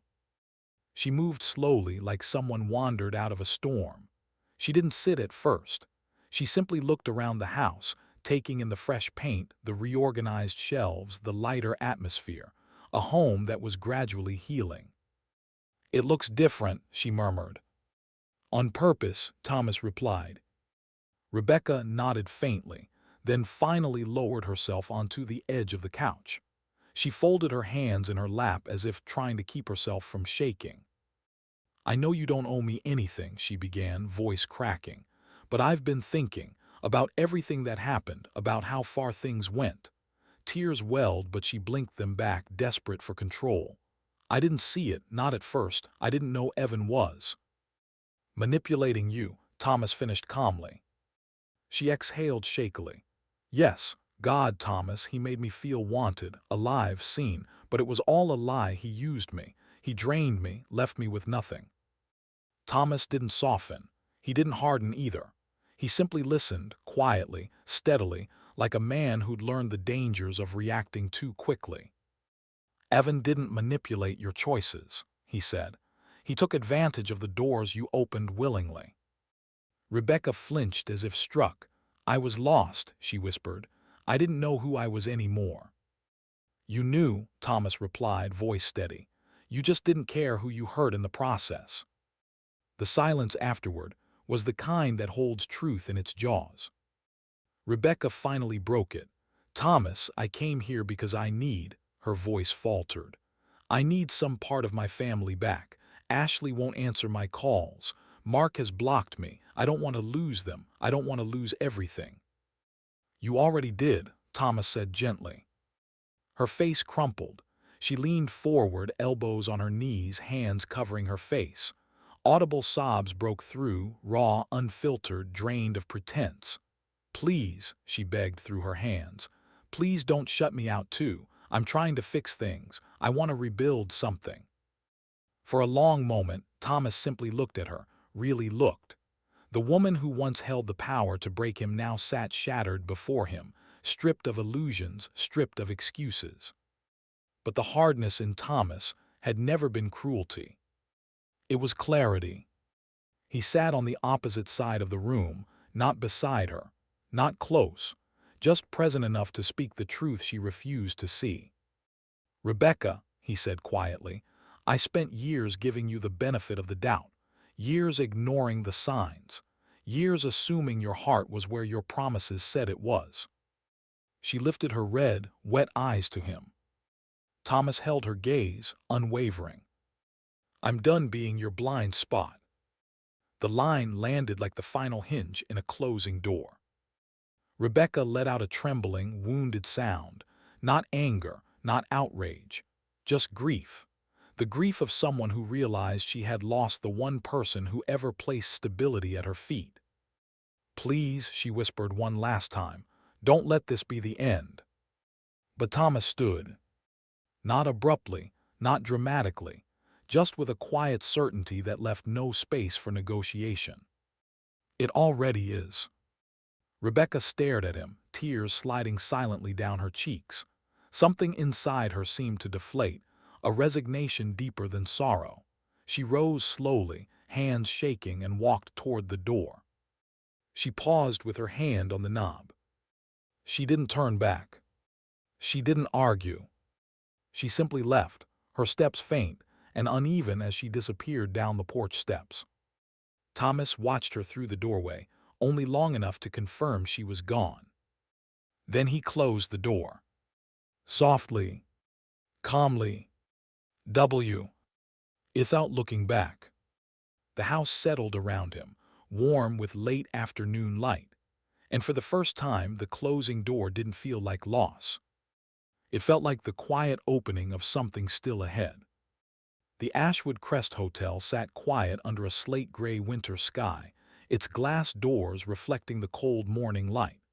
Thomas parked in the same spot he had used weeks earlier, back when he was a different man, sitting in this same truck, watching shadows of betrayal move behind tinted windows. Now he stepped out with steady purpose, the chill biting at his cheeks. His boots crunched softly across the thin layer of frost that clung to the parking lot. This time there was no adrenaline, no shaking hands, no dread. Just closure. He walked through the lobby, nodding politely to the receptionist who no longer recognized him. The hotel's warm scent, vanilla, linen, and something faintly floral, washed over him. It was the same smell he'd associated with lies and heartbreak. But today it was only a smell, nothing more. The elevator chimed softly as he rode up to the 6th floor. He didn't rush. Every step felt deliberate, grounded, as if he were walking through the final pages of a story he'd lived without ever choosing to begin. When he reached room 614, he paused. The key card felt strangely heavy in his hand. He slid it through the lock. A soft click answered him. Thomas pushed the door open. The room looked almost exactly the same. Crisp linens, empty wine glasses on the dresser, curtains half-drawn against the pale winter light. Time had not softened the memory of what he saw here, but something inside him had changed so profoundly that the scene no longer threatened to tighten his throat. He stepped inside and closed the door gently behind him. The silence felt clean. He walked to the TV stand, the same place where, weeks earlier, his shaking fingers had hidden the small USB charger camera. The same device that exposed the truth, recorded the laughter, the betrayal, the mockery. The little circle of plastic seemed almost harmless now. Thomas crouched, reached behind the frame, and carefully pulled the hidden camera from its socket. The tiny LED blinked once, as if acknowledging the end of its service. He held the device in his palm, a moment longer than necessary. This camera had been a witness when he couldn't be, a recorder when his heart had been too fragile, a tool that allowed him to stand where he needed to stand when the time came. Now it was just a piece of plastic. He slipped it into his coat pocket. The chapter was over. Thomas sat down on the edge of the neatly made bed. He placed his elbows on his knees, letting the quiet stretch around him. The room hummed faintly with the low heater, the only sound in a space that once felt suffocating. He let the memories come, not to torture himself but to release them. Rebecca pouring wine. Evan loosening his tie. Laughter sharpened by betrayal. Toasts made in his absence. Words spoken without mercy. He closed his eyes. It wasn't pain that came now, it was clarity. The clarity he'd earned through every step of the storm. He realized, with a steady calm that surprised even him, that he had not lost a marriage. He had escaped a sinking ship. A ship patched with excuses, steered by secrecy, weathered by resentment long before he ever saw the cracks. Rebecca had abandoned the helm months, maybe years, before she physically walked out. He had simply refused to go down with the wreckage. When Thomas opened his eyes again, the room looked different, not haunted, not stained. Just empty. As it should be. He stood up, smoothed the bedspread instinctively, and walked toward the door. Downstairs in the lobby, the hotel manager, a kind-faced older man, looked up as Thomas approached the counter. "Checking out, sir?" he asked warmly. Thomas offered a small, polite smile, just returning something. The manager gave a puzzled look as Thomas handed over the room key, but didn't ask questions. He nodded respectfully instead. "We hope your stay was comfortable." Thomas held his gaze a moment, then said quietly, "It served its purpose." He turned away without ceremony, without the need to glance back at the lobby, where the lies had once unfolded so loudly behind closed doors. The glass doors slid open, and the winter air met him with a gentle rush. For the first time in months, the sky was breaking open. The thick gray clouds shifted, revealing streaks of gold sunlight pushing through, thin but unmistakably there. He walked across the parking lot, feeling the weight in his chest lighten with each breath. Not gone, but no longer dragging him down. When he climbed back into the truck and started the engine, he caught his reflection in the rearview mirror. He didn't look like a man betrayed. He looked like a man released. Thomas pulled out of the lot, merging onto the quiet road that cut through the pine-lined outskirts of town. The sunlight followed him, warming the windshield. He drove home lighter than he had felt in years. And tomorrow, for the first time, the house would feel like a place he chose, not a place he was trying to survive. The warmth of the house surprised Thomas. For months, it had felt like a place he wandered through, not a home, but a quiet museum of memories that belonged to a life he no longer recognized. But tonight, the lights glowed softly through the windows, and the sound of voices drifted through the hall in a way he hadn't heard in years. Ashley was in the kitchen, stirring something fragrant on the stove, humming to herself. Mark stood beside her, teasing her about her cooking skills with the same dry sarcasm he used as a teenager. Two of Thomas's oldest friends, Frank and Miles, set out plates on the dining table, debating whether he still owned the same set of cheap wine glasses from the 90s. It felt alive. Thomas stepped into the doorway, watching it all for a long moment. His home, once contaminated by secrets, now buzzed with laughter, conversation, and the soft hum of people who genuinely cared about one another. No tension, no performance, no hidden weight pressing down on the walls. Ashley spotted him first.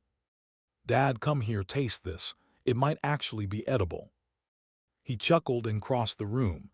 She held out a spoon like a proud child, and he tasted the sauce. "Perfect," he said. "Liar," Mark muttered, smiling as he poured drinks. "But at least he looks happy saying it." Thomas shook his head, unable to hide the smile tugging at the corner of his mouth. Happy. He couldn't remember the last time that emotion had felt real. As everyone gathered at the table, the room filled with warmth. Conversations overlapped, stories spilled into laughter, and for the first time in far too long, Thomas's home echoed with life, not disappointment. Miles raised a glass. To Thomas, who finally learned how to get rid of dead weight the classy way. They all laughed, Thomas included. It wasn't cruel laughter, it wasn't vindictive. It was relief, clean and earned. Ashley leaned her head on her father's shoulder. "I'm just glad you didn't let it destroy you," she said softly. "You fought back with dignity." He placed a hand over hers. "I had to," he whispered, "for all of us." The dinner stretched into the evening, stories about childhood, about old fishing trips, about recipes Thomas used to ruin when Rebecca banned him from the kitchen. He admitted he planned to start cooking again. Real cooking this time, not just frying eggs and heating leftovers. Frank nudged him. "So, what's next for you, now that you're a free man and the house looks like it belongs to an adult?" Thomas leaned back in his chair, letting the question settle. What was next?